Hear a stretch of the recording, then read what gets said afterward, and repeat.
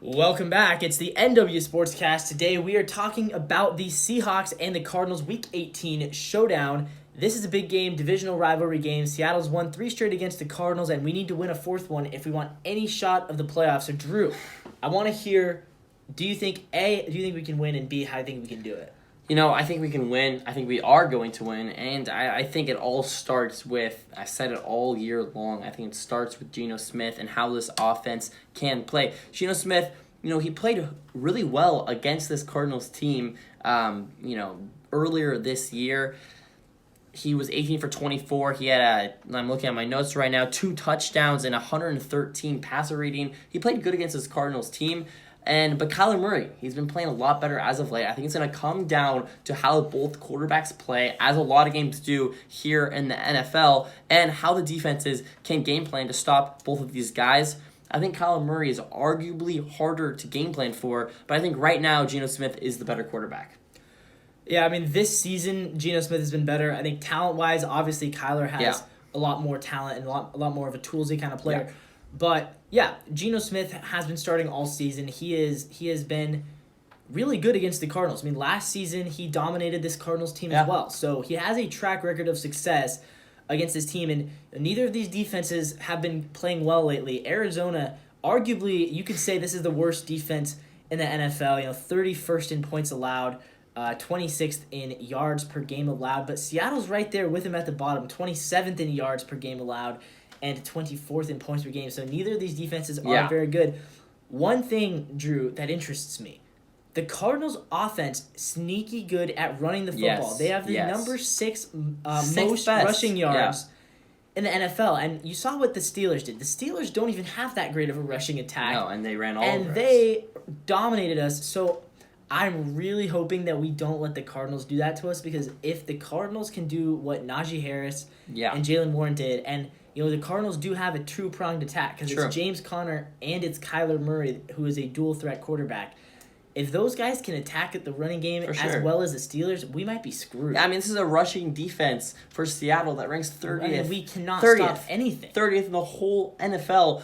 And it's the Cardinals offense that ranks 6th in rushing. Yeah. Those two things do not mix well for the Seahawks. No. James Conner is a very talented back, and then you add in Kyler Murray. He's only played 7 games this year, and they still have the 6th best rushing attack in the NFL. They'd probably be higher on this list if he played a full season. Exactly. It's going to be really hard to stop them. You're going to have to rely on guys like Leonard Williams in the middle to really clog up the rushing lanes, and he hasn't been able to do that well.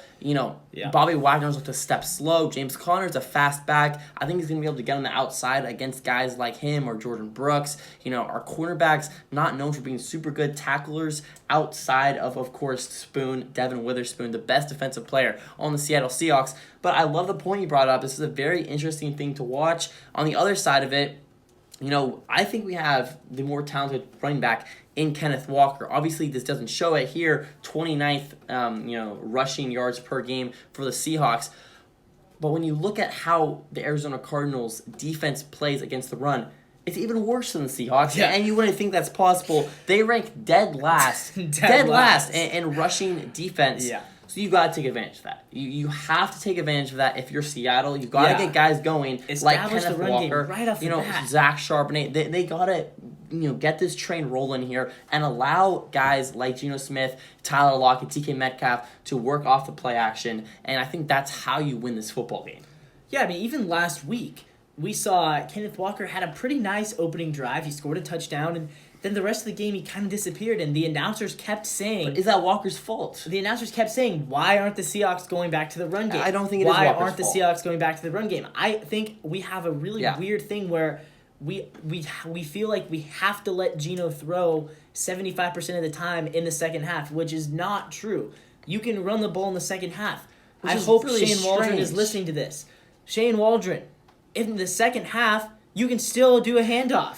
There's no rule against handoffs in the second half. The Steelers found that one out. I don't know. It's I just think when you look back at it with Pete Carroll, we had an elite quarterback in Russell Wilson, and we still ran the ball the most in the entire NFL. And now we have a worse quarterback by kind of all metrics in Geno Smith, a guy that can do a lot less than what Russ could do. and now we're giving the ball in his hands a lot more often of the time. I'm not saying Geno Smith is a bad quarterback. I'm just saying when you have guys like K9, Zach Charbonnet, and an okay run blocking O-line, I feel like you should utilize it a little bit more. And the proof is in the pudding here when you see how terrible we've been rushing the football this year. It's going to come down to it. It's going to be really, really important, Levi.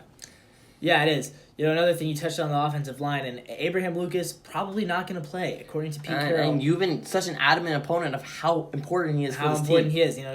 Abe Lucas I think he's the most valuable player on our offense, similar to the way that I think Trent Williams is the most valuable player on the 49ers offense. This is a team that when Abe Lucas is out, the O-line looks completely different as compared to when he's in. And Geno Smith's his stats and his play get a lot worse when Abe Lucas isn't in the game. So he has a massive impact. Without Abe Lucas, I am a little bit worried about how the Seahawks O-line is going to hold up. I agree, but I do think we will hold up enough to get it done. I think Seahawks win this one, and I think they win kind of big, actually. Really? Okay. I think they end up getting a win 31-17, two-score game, 2-touchdown win for the Seahawks. I think early on it'll be kind of close, but I think overall, eventually the Cardinals will sputter out on the offensive side. Geno Smith and K9 will get it going. I think we will feed him in the second half. I think, Shane Waldron sees the numbers that we've been looking at and really wants to expose their terrible defensive, rushing defense they have. And I think we end up winning by 2 touchdowns. All right. I'm going to give my prediction. This is kind of bold, I think. First quarter, okay. You're expecting, 2 bad defenses. You're expecting a high-scoring game, right? Wrong. This never happens the way it's supposed to happen. First quarter, 3-3. Second quarter, Cardinals get on the board with a touchdown. Kyler Murray runs it in. 37-yard touchdown run. Completely exposes the Seahawks rushing defense. 10-3, Seahawks take a field goal. At halftime, we're going to be down 10-6. Third quarter, fans on Twitter are starting to call for Drew Lock to enter the game, but of course we're not going to do that. Geno Smith's going to come out, throw a touchdown pass, give the Seahawks the lead, 13-10. DK Metcalf catches that pass. So now it's the fourth quarter.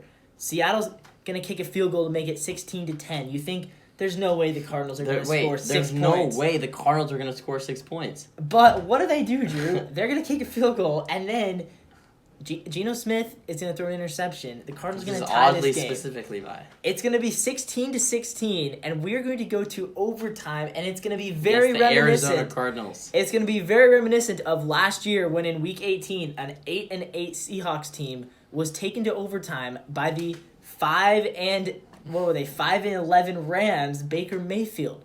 That game was 16-16. I think this one will also be 16-16. Wouldn't that be poetic? Seahawks winning a game-winning field goal 19-16, just like they did against the Rams last year. And hopefully, just like the Rams, the Packers lose. And hopefully, we end up going to the playoffs at 9-8. And you pretty much have the exact same season. Yeah. We'll see what happens. I think that'll do it for this video. If you made it all the way to the end of the video, leave a like, comment, and subscribe. It really does help us out a lot.